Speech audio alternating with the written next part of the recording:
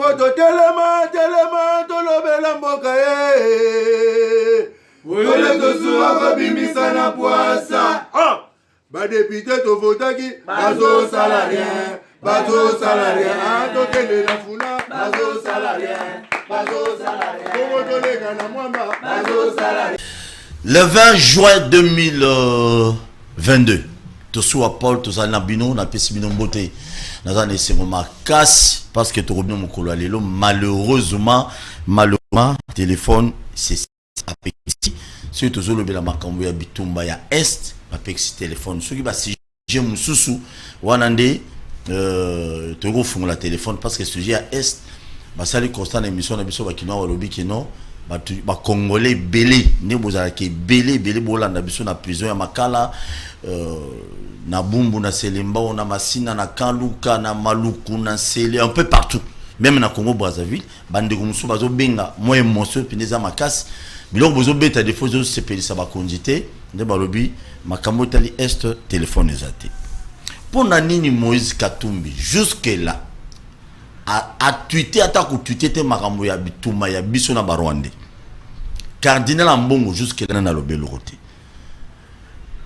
Kabila Joseph Diomandef a lobelo côté Mbemba Jean-Pierre a lobelo côté Bahati Lukwebo Matata Ponyo Kamere na bato ebele nini bango ba yebi na makambo etali ya conflit entre biso na Barwande oyo bakoki ko tweeté ata kokosola tanda muté moi ko bangeza muki bien Kabila lo ba mingi te mais moi ko bangeza moi muki soda na biso oyo ba bomaki wa kina oboma Barwande belé abomi bango après avoir ko boma bango ba yeko boma ye moko atiki bana 6 kombo na ye mokili Kingombe aza mutu ya aza bon en fait aza mutu Nord Kivu atiki bana 6 c'est sûr certain mikolo zali koya bako décorer comme héros espérons bien ba congolais nyonso sans exception bazo zela tata mokonza mboka déclaré guerre RDC contre Rwanda pour nani nazo déclarer ba député nationaux na biso basali titani ya $200,000 pour te no batindela ba renforcer ba ndeko na biso bazana front so mutuna ya kutuna pourquoi na budget na biso mbongo o ba loué na armée ezamuke makas mais na ba institution mususu ko la ba assemblée nationale ou ba votera des fois ba loi pour l'intérêt na biso te ba vota ba loi musuti lelo ba tia na on tout ça la honte ba Sénat ba organiser pourquoi pas ko kangana na moment ya oyo bo kangi Sénat ba kangi pe assemblée nationale bozumbo nyonso wana ke basara $200,000 bazar combien kuna na fond oh il faut batindela $200,000 wana bon bo lo bato suo kim pina musika bo bangate bozo bien qu'est-ce qu'il faut faire pour kimia ya libela ekotana SR République démocratique du Congo to chela bino vidéo moko ya vice-premier ministre de l'intérieur à Selo betaki biloko na week-end au Hollande oya lobaki et bon tozonga so on a zomi tout la pe mutuna mususu je suis invité na biso ko répondre biso pourquoi ba tout iso ba simi bango komi ono baza ba minorité donc ba minorité ba bomara biso ba congolais biso to croiser maboko congolais congolaises mes chers compatriotes lisu likola lisu omoni rwandais benga la police pour to yeba pour na minute au temps d'état de guerre na bango to yeba bango esa nini omoni rwandais kosala confusion te tala rwandais bien omona omunde kona biso moboy muta souda obenga rwandais non keba tala rwandais bien oyebi forme na mobali na mwasi bango nyonso basaka omoni ye kini na société ko boto le téléphone te mais yobe policier so ba ilo Rwanda na téléphone wana nyonso bosa rapport bomema isiki sengeli très bien to yambi moko ya ba cadre ya Union Sacrée docteur Kankonda bon merci beaucoup ndeko natuno ni chiluba to tunaona te atana Swahili na répondre te na chiluba atana Kikongo te na chiluba c'est bien Zaba ujibim njimi patata c'est lui notre invité de ce matin to zalana et to beta biloko nyonso tolobi azali cadre na union sacrée awumela kitamula pemina papa Tshisekedi malheureusement akima IDPS pour se retrouver raté mais avant de mingi libanais mboka na kili poto papa soda na biso et enfin atiki 6 enfants héros bon toro ba héros na biso les loyo ba soda nyonso ba komi motivé pour na bitumbesila na est. Merci Ndogo Paul, ça fait très longtemps au Kutanate. Déjà félicitations à cadre na Kutiawa. Merci. Moi na mobile na bongo. Aux habitants bébélé, aux ma sasi ya mulimu na ya nani. Mais na yebi ko zo muto sambela makasi. Makasi.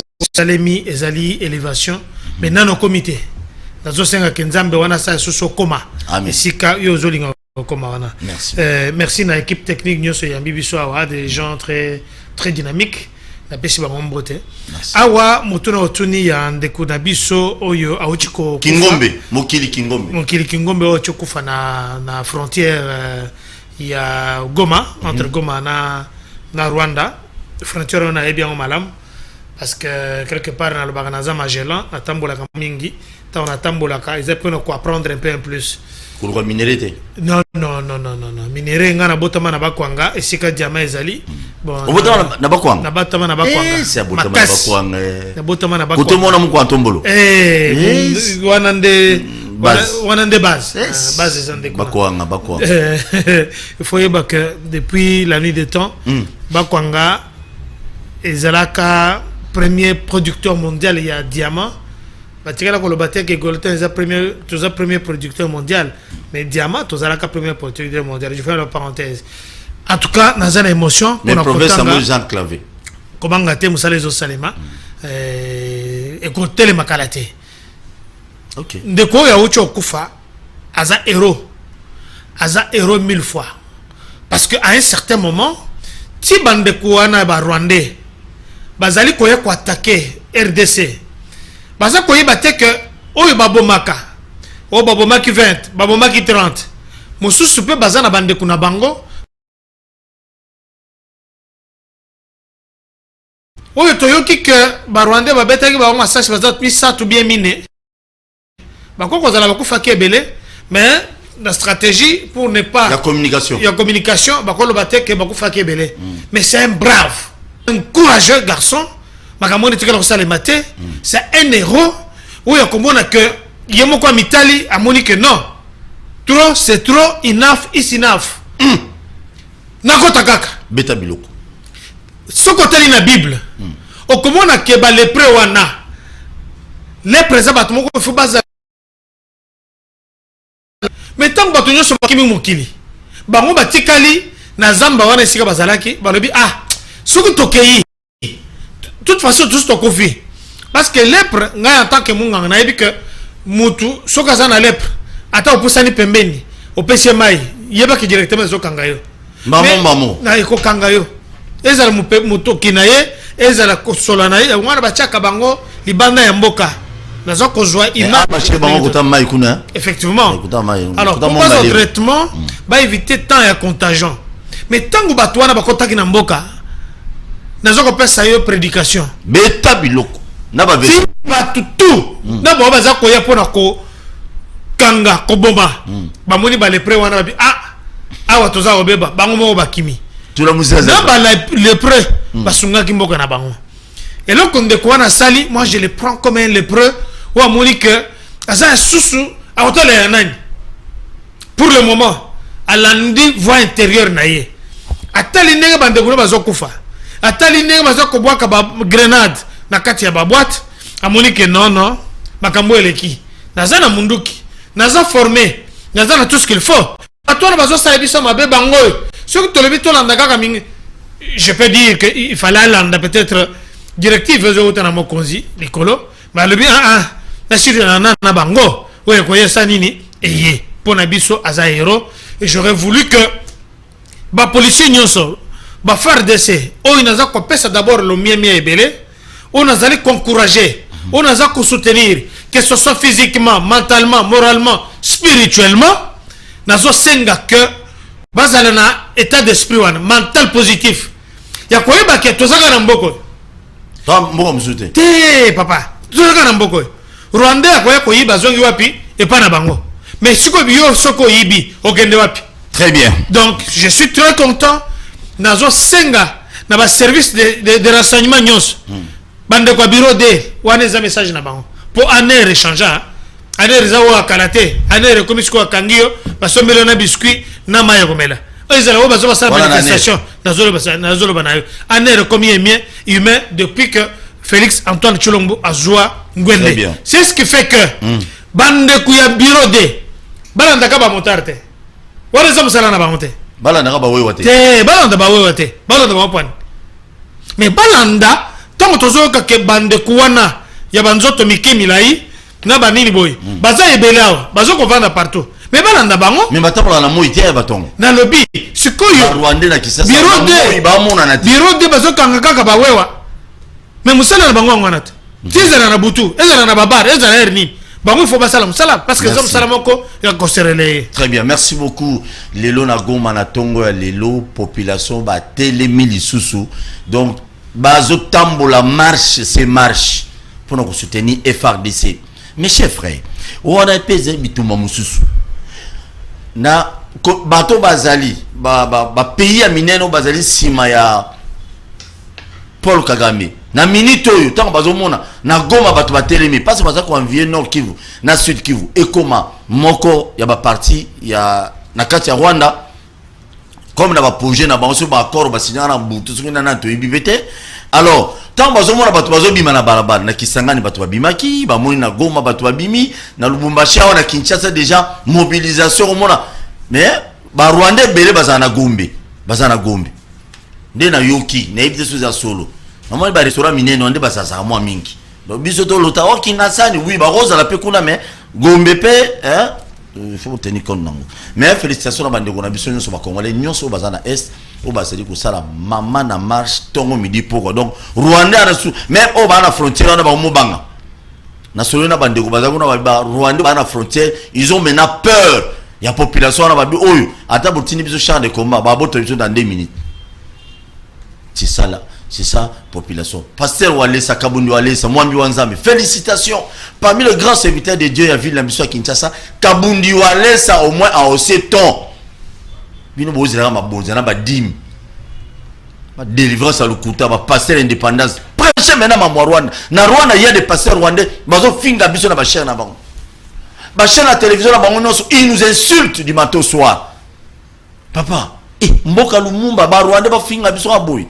Yande moi lobi to so akeba ba Rwanda baza muke mais baza organisé biso awa ezaka bon pour la nuit tata mukunda mboka déclarer guerre jusqu'à la biso na Rwanda question malamu déjà dans un ça pasteur Walesa Kabundi le mieme ebele azamutu oyo a banga kanzambe amen azamutu oyo ayebi c'est quelqu'un qui est inspiré. Inspiration na yé et où tu es pas nzambe azamutu moko wela ka vraiment bozuité au contraire après ça Kabundi Walesa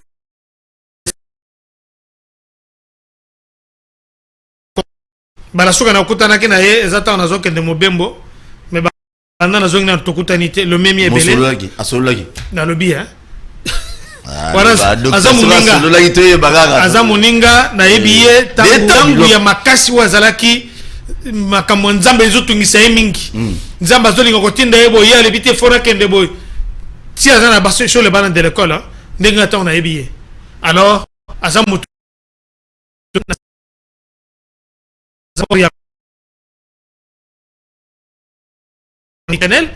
au monika kabilamba lati et démontrer que ce soit sur le plan spirituel tozana bitumba tout monde bitumba o na ocho yebisa yo tout monde bitumba o na esprit na molimo tout monde bitumba oyo tina nzoto ndenge wale sa pesi le go na ye ça prouve que tous les autres pasteurs j'aurais voulu que cardinal Mbongo ala te pesa koto j'aurais voulu na zambala na zoloba mais oui le bala ta bere cardinal comment mutu au lieu que bon de la pona mampinga azoke bondo ko yamba mama waro akendo benir nyoka na ye omona nyoka wanat alongo aketu ko ke benir nyoka.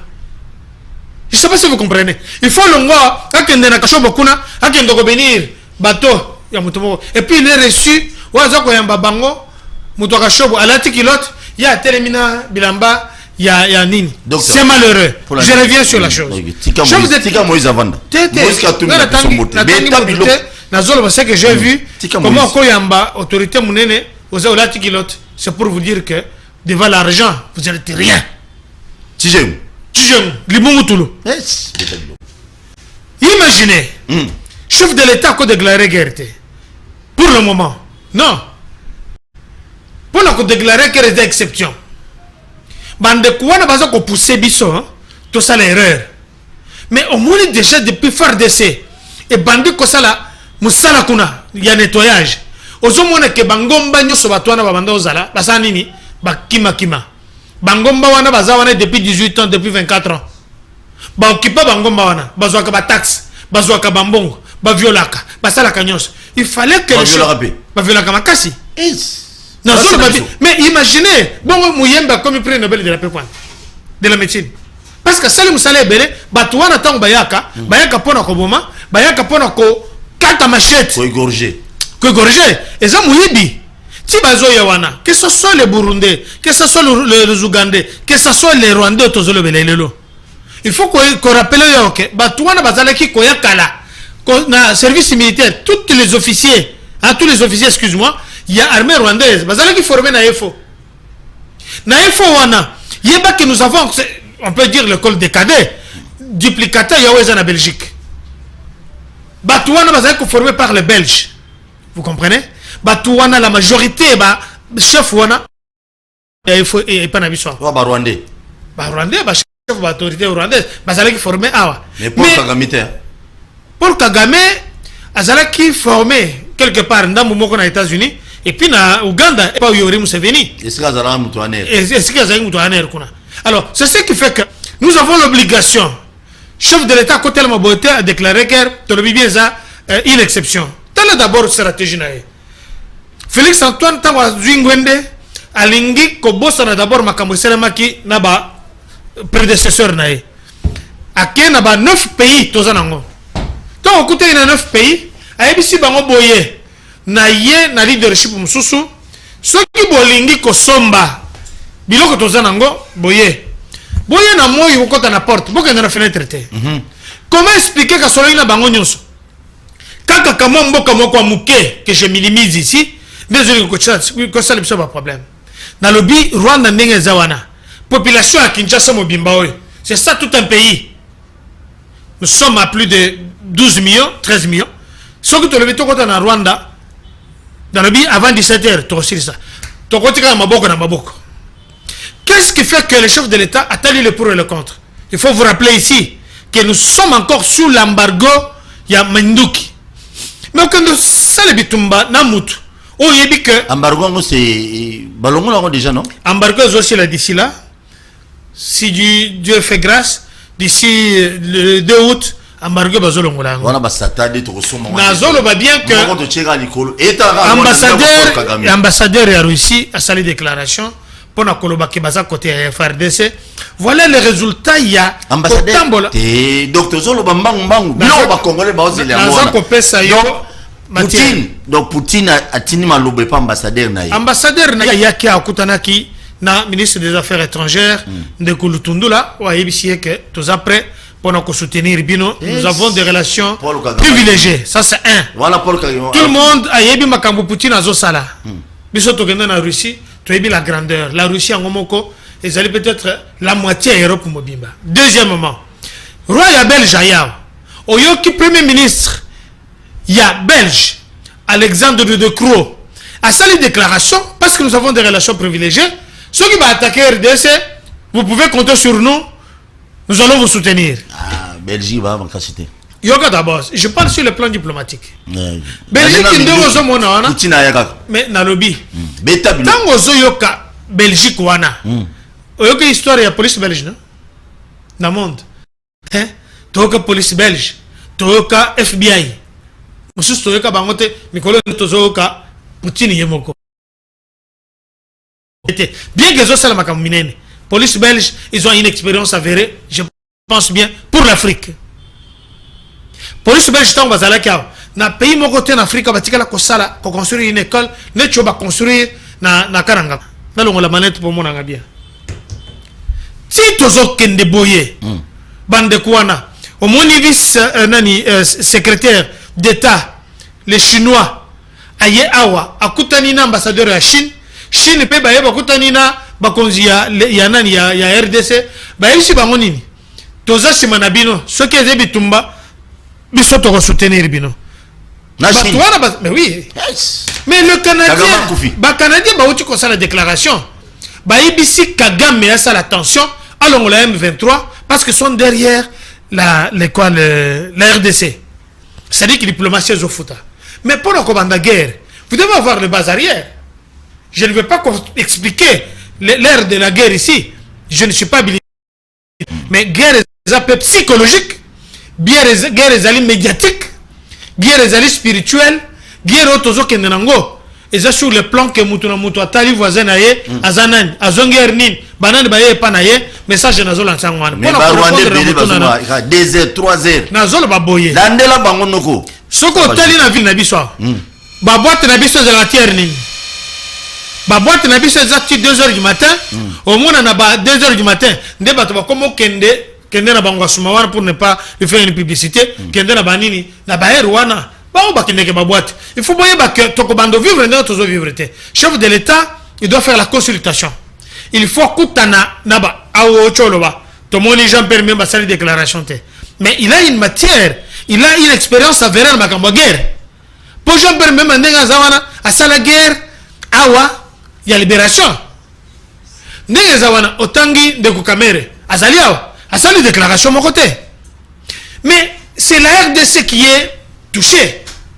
Tant que RDC a touché, que ça soit ma tête en pognon. Hier, le Belaka, ceux qui ont lobby Makamwambongo, Bozouye Azui, Bapese Mongo Yabokangalonzo, et que construire, Nani Matsango, et que produire, Nani université, qu'on a, ou on commande directement à Salituit. C'est bon. Mais un problème n'angaï. Alors, chef de l'État, quand déclaré guerre, il faut avoir paramètre il faut que j'apprécie la population congolaise. Oh, les lois telles comme un seul homme.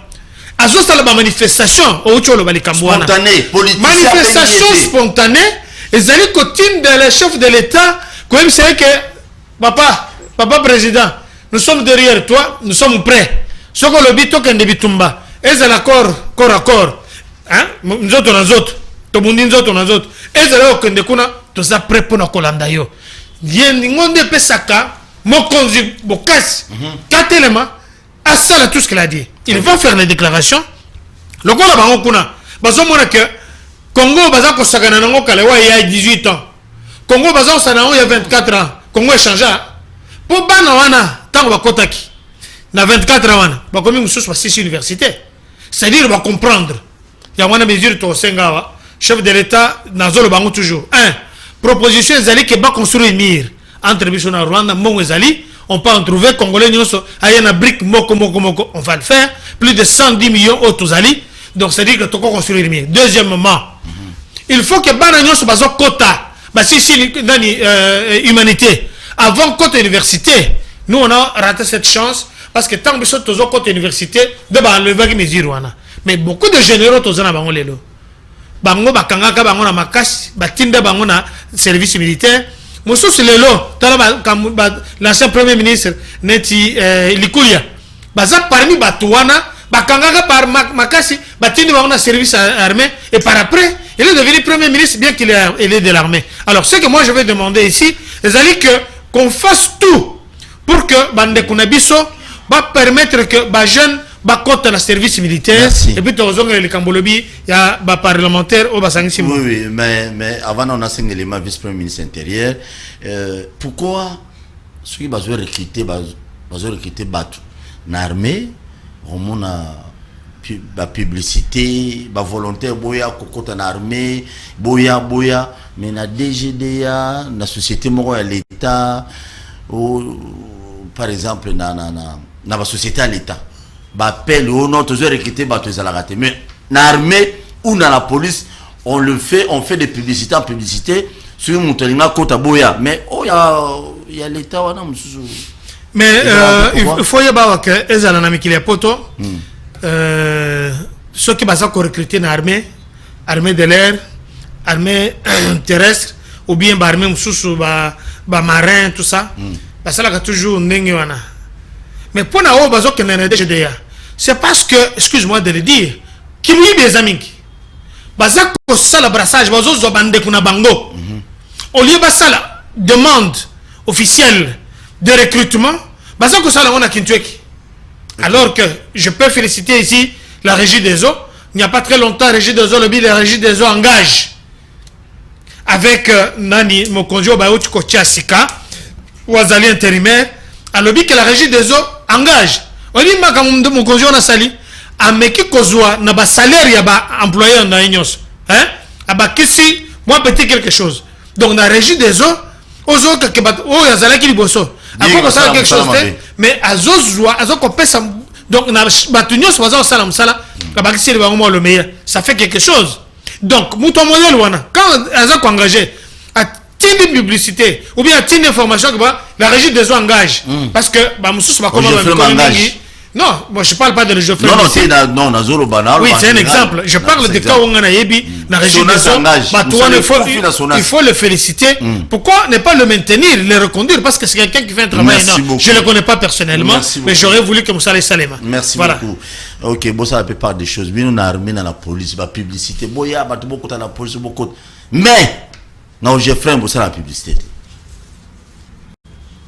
Tiens, monsieur le maire, vice-premier ministre, Beta Biloko.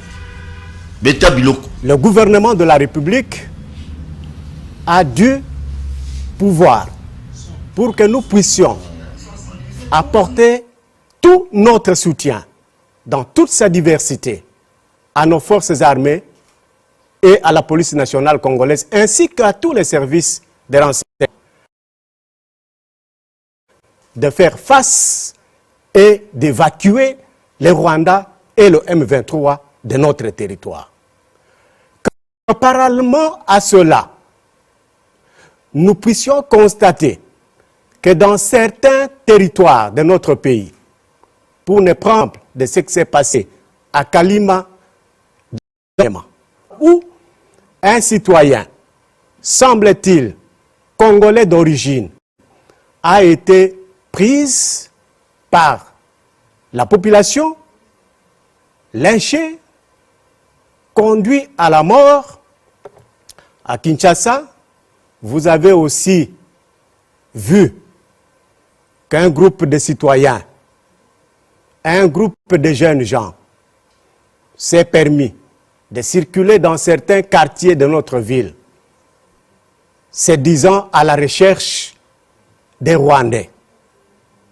Que nous nous posons la question de savoir s'il y a une guerre entre les populations rwandaises et les populations congolaises. Il n'y a pas une guerre entre les populations rwandaises et les populations congolaises. C'est le gouvernement rwandais qui nous mène à nous, le peuple congolais, le gouvernement congolais, la guerre. Et donc, les citoyens congolais n'ont pas à se permettre de tomber dans les pièges nous tendus par Kagame et ses collaborateurs. Il faut l'appeler ainsi. Ils veulent faire quoi?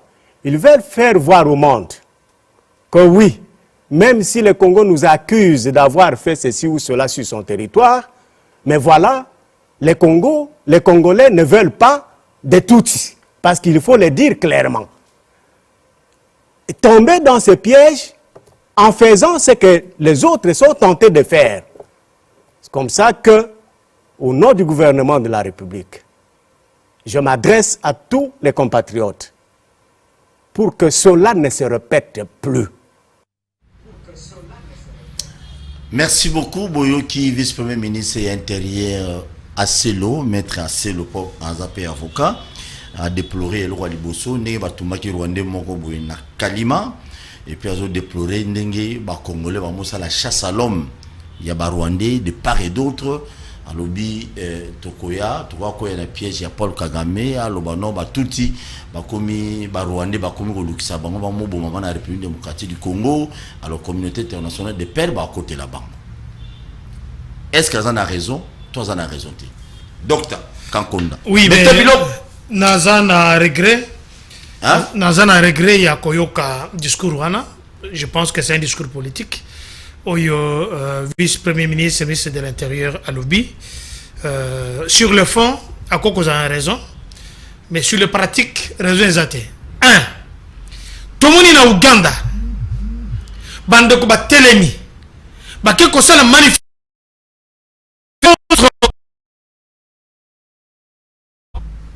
Ba ça va congolais. Avec le gouvernement na bango à côté les bangote. A condamné bangote. Na Ouganda. Na Ouganda. Par rapport à l'agression. Vous voyez? Oui. Bah moi que non. Bateau va souffrir mingi. Vice-premier ministre de l'Intérieur que je respecte. Déclaration naïe. Et c'est là que ça va congolais que Bovanda n'a bien aucun endroit. Bovanda. Botala kamo kilindé. Mais les gens ont le droit de manifester. Alors dans l'article 69 de la Constitution. Il y a le droit qu'on dénonce par Rwanda. Dans le biboye. Tout dénoncer bangote pourquoi? Habito le bangote. Non. Bon. Ceux qui gagnent non non. Nous avons un exemple. Beta bilo. Ceux qui n'ont pas de problème na madame. Nyoka côté libino. Vous avez un problème. À un certain moment vous faites quoi? Vous voulez toujours que bon on d'abord nyoka non? Nyoka wana kimia ke pas voisin. Yo landi nyoka pas voisin, obomi nyoka pas voisin. Voisin siliki. Pourquoi obomi nyoka? Comprendre qui pourra. Awa. Na koko se pelate que empêcher mobilisation, il y a peuple congolais télémi. Aza koyeba que dans ce pays, toshi tozwa un président oyo ba akufa jusque là, liwana ye tikala ko zala élucidé, n'est-ce pas? Pourquoi? Parce que batozala une distraction. Les lots congolais atali amoni que c'est presque la même chose qui va se répéter. Congolais le bi tomitala nanu oyo azanani, oyo azanani, oyo azanani, basali kama bébé. Pourquoi ba nani balibane bazoko attaquer bisoté? Pourquoi ba rwandais bazako attaquer biso? Pourquoi ba brazzaville bazako attaquer bisoté? Pourquoi ba zambie bazako attaquer bisoté na bangolais? Mais le fait que ba congolais va comprendre que bato ba yawa tala biso kala ngai pona ko kende kananga na ko kolonga mbushima evo kende kananga il faut un permis de séjour. Ngana za congolais na mboka nanga il faut que ce permis de séjour na ko sala combien de jours na ko zalanda kwa nani? Et puis le bina tongo au moins na batuya commune ba ko vérifier effectivement les esikawana. Il faut bailler besika na vandi et puis 2 jours ce que linga ko ba ko informer que il faut bima. Comment on peut voir où est la capitale munene métropolitaine tozana ba rwandais et belé awa. Mutoto na kabango mikandate to éviter ba ko lukani bazo vanda ka wapi mobilisation na bango ezani. On doit se poser des questions. En tant qu'un acteur politique, j'aurais voulu que le vice-premier ministre de l'Intérieur, alors que non, bah service secret, bah service nyonso, ce que moni bandeko, bah paya, oh bazaliawa, bon ça la musala nabino. On va comprendre tout ce qu'on va comprendre. Que d'envoyer bah bureau de bah kendo kanga bah motard, bah wewa. Mais musala na bango yangwana. Tangu population a tellement que mona bandeko wana. Nakolo bateke bah beta bango, ça je peux pas appuyer. Nakolo bateke bah bon bango, je ne peux pas appuyer. Mais non, mais écoutez, pas dénoncer Bango, ça c'est le droit. Dénoncer Rwandais. Ça c'est le droit de tout un citoyen, le droit civique de tout un citoyen. Je suis en contradiction avec lui. Dans le fond, il y a parce que je viens policier. Mais Bako Kozala, rassembler Nanda Komoko Bele Ponanine, Herboye. Médecin légiste à quoi? Ou bien Moutouana Bakozo Bakatika Tiendambu, Basali Kamundere, ou bien Bakunde Nabutu. Nous sommes une république, nous sommes un État qui est organisé. J'aurais voulu que le vice-premier ministre Abbé Tandembela, que ça soit Bande Bazana Équateur, au Bazana Kisangani, au Bazana Goma, Bozala vigilant, Botala Nana Zoso Mamaï, Azo Kende Wapi, Azo Vande Siga Anini, n'importe ça se passe comme ça, on a vu ça, que ça soit. Gemena, bo fungola misu. Gemena ezala na Kasai. Poto yoki que bande kwana tozotanga ba komboa baza kuna déguisé neti ba éleveur mais baza na Kasai. Vous comprenez? Ça c'est le travail que tout le monde doit dire non que ce soit les jeunes. Pour ba jeunes mingi baza na distraction. Ba jeunes mingi baza na tabakilote ezaliao mais bazo bate baninga bazo vanda na bango. Comment okokuta excuse-moi. Okokuta na 5 Rwandais bavandi bazo mela koka mibale. Banda tongo tipo quoi. Ils ne travaillent pas. balala kawapi baye ko sala ba faire basomba kanini bakendeke wapi balia kanini bazana basi quelles sont leurs activités journalières. Ça c'est le travail que le vice-premier ministre de l'Intérieur pouvait dire. Pour comment le baron voilà tala ba jeune moko balati bilamba baza ko attribuer baron à UDPS. UDPS n'est pas un mouvement ou bien un parti politique où ils comprenaient la guerre. Non. Le secrétaire général Kabouya, que je félicite en passant, a ça communiqué pour la c'est vrai. Nous sommes dans une UDPS qui est non armée, la non-violence, nous prenons ça. Mais par contre, les jeunes wana incontrôlés, attribuer on a baron à UDPS. Ça, ce sont les manœuvres. Je vous parle que la guerre médiatique aussi. Je félicite le secrétaire Kabouya avoir fait ces communiqués. Mais ce sont des Congolais ou Monique, non? Trop c'est trop. Merci beaucoup. Docteur, avant de continuer, au début que tant que bateau a décrié, bana iko décrié Kala, makama Rwandais ko yana Congo. Bino batu union sacrée bano. Non, compagnie aviation moko yé pour ko sunga biso. Mais les loyo ba ndenge na yoki je n'affirme pas que Rwandais côté pina ba Rwandais ba roro et belawa. Na minute bo mo pesa bato ba no critiquer au départ, raison? Rwandais d'abord yeba. Les relations bilatérales ou diplomatiques, c'est une relation d'intérêt. Il y a des donnants-donnants. Je vous donne un exemple.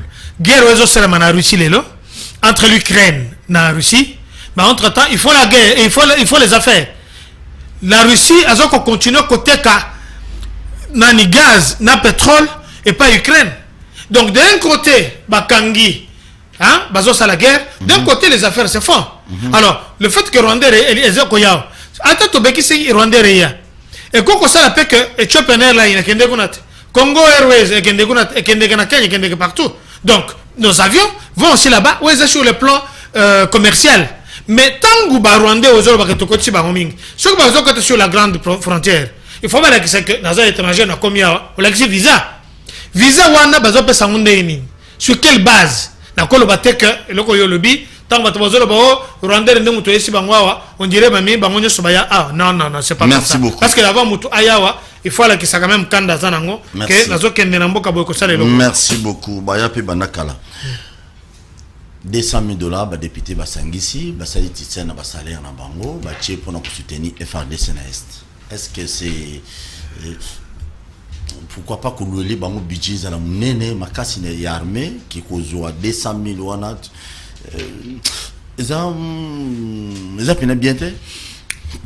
merci pour la motuna de Paul Toussoua. Je voudrais que Oyokanga Madame Nazako féliciter d'abord l'honorable président Mbosso. Nalobi Mbosso, Nazako féliciter Makasi. Mbosso. Joe Biden. Sous-marin. Nazo féliciter Mbalebele. Déjà stratégie. Lumière, expérience. Et puis Sokia Siliki azana ndenga ko faire comprendre ba collègue na yé que azana kanda. Il faut yeba que azape mwana mobali. Ça faut pas oublier. Nazolo banayo ndoko Paul. Nazape mobali. Nazape mobali.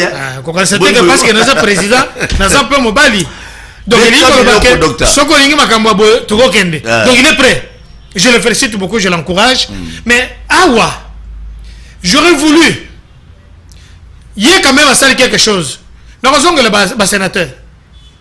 Comment le Joe Biden, Papa Mbosso, a vu le mien. Il y a comment les abandons que boss rassembler quelque chose, bon récolter quelque chose, bon abandon qu'on a vu ça.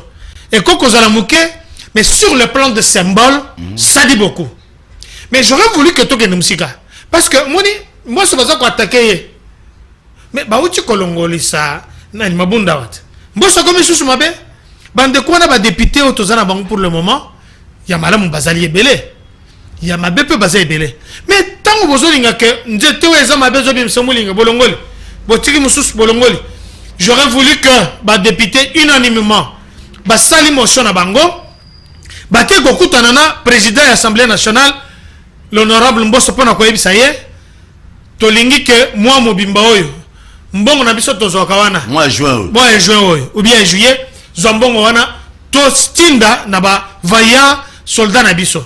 J'aurais voulu que ça se passe comme ça, Mais Mbosse ne se contente que Naoba est lié. Lui aussi il a contribué. Mais j'aurais voulu que ma député, parce que Bazalawana a toujours pour la ministre. Mais c'est ça, parce que FARDC, ils ont protégé Bisso. N'a pas député, n'a pas eu palissade, n'a pas eu quitté, n'a pas eu l'Assemblée nationale, n'a pas eu Kolongola. Nous avons que cette armée ici, à un certain moment, chacun doit faire sa part. Mais ce sont eux qui représentent la République. On de Bazali qui représenter, que ce soit à Est, que ce soit à Ouest, à Centre, Kassai, partout. Mais quand on va dire que tous on a une bonne population qui souffrir mingi, tu peux savoir nini, tous on a un monument na biso il y a un mois, tu peux savoir. Ils peuvent faire ça. Très bien. On va jouer ba palissade gratuitement. Ça coûte combien? Mon sous c'est leur choix. Mais bon wana, tokolo ba soutenir FARDC na biso. C'est pourquoi ici, nazo kopé salomie na chef de l'État, commandant suprême ya Mampinga et toute l'armée FARDC, je ne cesserai de le dire. Et ils ont baroulage au bazan anzela, parce que salam salam alamu munene, parce que bango pe. Nazo pe sabango le mieme. Baroulage avec ça. Oh yabiso. Le bama muna. Na lobby ils ont baroulage. Ils ont service secret. Nazo kopé sabango le mieme, mais tozo ko sabango que nous n'avons que vous. Nous ne avons que vous. Bo salam salam na bino, mboka ezali na situation malamu te. Bon éviter un peu de distraction moussous. Très bien. Deuxièmement, je vais terminer par là. Pourquoi na Sénat bande kunabiso bazupe initiative wanate? Peut-être ça va venir sous l'égide de Yande Kunabiso Nani, le président Bahati Modeste, que je salue en passant. Non, écoutez, Modeste Bahati, c'est quelqu'un qui a une stratégie, une connaissance avérée en matière politique. En matière politique, et puis, glissement. Et puis, il est dans l'union sacrée. Ça, je ne sais pas. Il est dans l'union sacrée pour qu'on n'ait pas le soutien. Je le salue en passant. Moussa Zosa, les appels Moussa Makas. Mais Bazo paye initiative. Il y a que bas sénateur. Baza la wana tout. J'aurais même voulu pour Nangaï. Que Sénat wana bakangia wana. Dans lobby, balongoli nanu. Mais l'Assemblée nationale, les émanations, un peu tout comme Sénat. Mais à un certain moment, bah quand on tape, hein, attends, 3 mois, babi, bon, to kangina na masolo, moreza attaqué. Nous faisons quelque chose pour la République. Ces gens ont été élus. L'obiso va élire, heureusement, on est babiso. Alors, ce que moi je demande ici, on peut en parler d'une autre manière, mais j'aurais voulu, c'est pour le susciter. Je disais que, bah, mais capé qu'on sait quelque chose, FARDC, ils ont besoin de Misolo, Atawo et Zawana, parce que le chef de l'État, Félix Antoine, a sa déclaration lobby, depuis que la République est République, Mbongo Ezali, alloué na armée Nabiso, ils ont tellement ébellé, donc il s'y est engagé, mais gestion des logos, là je ne peux pas entrer là-dedans. Merci beaucoup, une fois de plus. Le bélo moi continue lui baroulage ne biso basala musala bien c'est nga passe c'est nga pena passe baroulage ne biso basala pena musala bien na peso exemple roulage ou ezali na croisement il y a Itaga Wileri tata on mona kandeni ya papa wana non il y a Mabé c'est ça que je vais vous dire il y a Mabé Bazali il y a Mabé Bazé belé alors le quoi il y a Mabé Bazé belé. Ah, tu as interpellé vice-premier ministre de l'Intérieur, tu as interpellé le journal Kassongo, tu as interpellé le colonel Edi Mukuna. Excuse docteur, yo lobby baza bien. Ndeko comme on a no bengi biso wapi. Yo kaye. Papa Léonard depuis Kasavubu. Tozo ka papa beta bilo, préoccupation zani. Préoccupation zan yanga ezaki mercredi passé. Yo kaye. Nazalaki na Pascal. Na sort de moto wana. Biseye ko tokota ya ba polisi bazaki wana. Tomona kina mona ngana mona ko njire ke bazu pesa ordre ke e basa net ordre ke bantu ko na bisa na ordre. Ko situka ngana mona ka telephone na zanga ngana mbuku ba boto lango. Mama ko belele muyibe. Polisi ko na kimi. Policier ayibi au téléphone. Ayibi nga téléphone ya Spark 4 Techno. Ma ouais. Ndena lingina tourne na général Kasso. Azana poto. Polisi onyoso eza na Pascal. Basala ka festival musalani. Parce que tout le monde a bango embouteillage, basala ka te embouteillage zaka wana. Donc désordre eza wana makasi. Musala la police Pascal eza nini musala la police. parce que moto kozala na courage que ceux qui ont les policiers à ça sécuriser parce que depuis que mosala la police est à protéger moto na biloko ngaye mais oyo policier eza que azo yiba moto yi azo protéger ayibi yo téléphone Spark 4 techno donc est-ce que c'est dommage parce que la kawana eza ka pona ko sala ki te ba to et pour ka place ba kangi ba mus ba salio des autres o yebe sika moto ekite o eza ka place mo wana merci beaucoup merci beaucoup c'est le changement te ya ba policier pour dire ba policier mususu la sawa merci beaucoup parce que oyo to moni ke o eza désordre vraiment merci papa merci pour l'information je comme to union sacrée yoki ah mais mama solo tamba kuta na butu na réunion union sacrée ah yebsa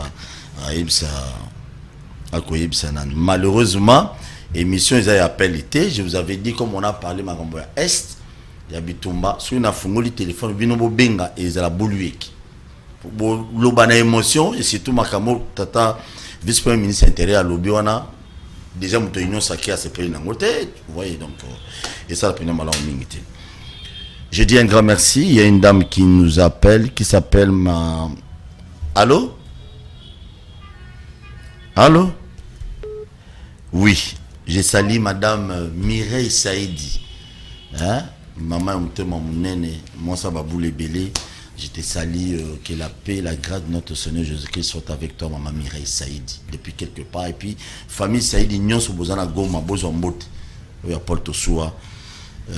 Beta Biloko. Ne tombera jamais. Bana maman Mireille Nyonso. Beta Biloko. Kitoko. Merci beaucoup. Vous vous abonnez massivement à la chaîne sur YouTube. Je vais répondre à quelqu'un. Un frère de Brazzaville qui m'aime beaucoup. Alors bien on a commis une union sacrée na télévision. On a commis le président Félix Tshisekedi. Non. Nazo commis ça. Tout ça qu'on a président de la République Moko qui s'appelle Félix Antoine Tshisekedi Tshilombo. Le commandant suprême.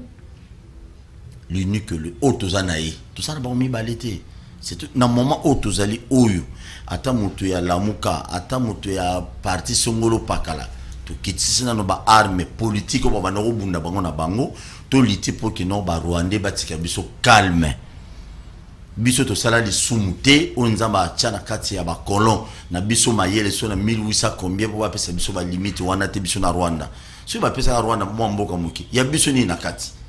Alors, je ne suis pas de l'IDPS, je le répète, dans un parti politique, mon côté. Mais à l'instant, on doit soutenir notre président de la République, Touchaye Maboko, dans le sens qu'il aille de l'avant, à avoir décision, où il y a malin pour l'intérêt à peuple congolais, point barre. Alors, quand vous dites que non, Mikolozo comme ça, oui, on doit l'encourager. FRDC basoda na biso baza prêt ya ko affronter Rwanda wana tite bakangi Paul Kagame baene awa tout est possible c'est question seulement ndenge tata mokonza mboka yimo aloba ke non armée na biso zali infiltré ceux qui ba infiltré wana ba longoli bango nyonso on va gagner la guerre to kanso to bito kanga Paul Kagame to yene to betie matraque na kankokolo ali fimbu no kankokolo te kanini oya wileleo Calfon là. Eh, kuna be fractures la kuna so ba koti Paul Kagame kuna ba PC pour la ba magis ya bo peji be fracture ba opesa yi katele nzeta mobeswa li yango ali ba zongisi so na Rwanda tout est possible so mona ba PC faction ya vagabondage bon o wana ndeto zo wana chango wana na sa po wana et pas faux commandant moi ya la police azala wana ce Mohamed. Normalement, tous les gens qui ont la police, la paix que la population est très bien sécurisée. Namasi na baza sécurisé.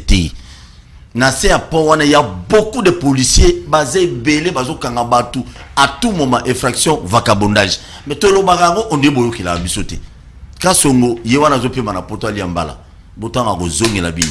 Effraction bino ba mama bozo no teka nzela. Ta kasongo zo ya kanga boy. Lokota bino nyonso. Amando bokufuta. Très bien. Bon, s'abonner massivement à la chaîne sur YouTube, Bakino Balobi TV. Je vous aime bien. Les caméras bitumba ya est vraiment. Tozo benga bande kokuna ba pesa biso information. Nion so potoyeba nini obiso to kopesa bino comme information na télévision. Mais boy ba ki FRDC na biso ba kitima bogote. nazo belé la bande ko nyonso bozo sala contre campagne contre FRDC botika ba jewana za bienté to zaka na patrie moko ata bolinga président Félix Tene minito to tia mayele na biso mayelo ba parents ba fouter biso ba minerval pour que non to gagner bituma si le plan communicationnel na ko le bolo beloko te ba chaîne nyonso rwandaise zakuna na ba chaîne ali yoto na ba bango tout bazo sala ke armée rwandaise eza likolo eza makasi bakoya kolia biso bakotafuna biso bakobotela biso Congo c'est ce que bango bazoyebisa ba rwandais kuna mais biso awaka ba guerre ko pesa ba information le coûter FRDC azobuna ndeko na ngai ba shikata wana ba kekuna bazobeta biloko biso awaka bikoma na ba tweet non pour batanga okaka moi je soutiens les FRDC, je soutiens le président Félix dans le dossier OU. Je soutiens pardon. Je soutiens ma FRDC Bitumba. Pour la Bitumba, tu gagnes. Madame Mireille Saïdi, yo peut soutenir FRDC. Et puis quand là tu vas bani nous ana batum so ba lobby ata bolati bateni. Tu gagner na biso Bitumba. Yo gana no bateau bazo lembi. Bandoki. Bon ban chora. Chef de l'État baka na bango ke bolongwa na Kindoki. Omoni te keza Kindoki. Non. Déjà ngakutu. Nazo tenia wale sawana na wana na lokola bilo ne akoma yona bere tali boso okanga Saïdi ne kangelo na parler fraction vagabondage. Très bien, merci beaucoup. Te coup d'année prochaine tout à l'heure à 16h et vous allez émission à débat toujours pour la makambo ya est to évolution de na ba après-midi awa et vous andeni na Goma et vous andeni na Bunagana et vous andeni to pesa bino biloko. Si tout va bien to ko benga pende ko na Goma apesa biso ambiance à Goma na 16h. Pour benga pour créer des anango Saïd des outils na créer des belé pour to benga to beta biloko. Merci beaucoup, à tout à l'heure à 16h. Merci.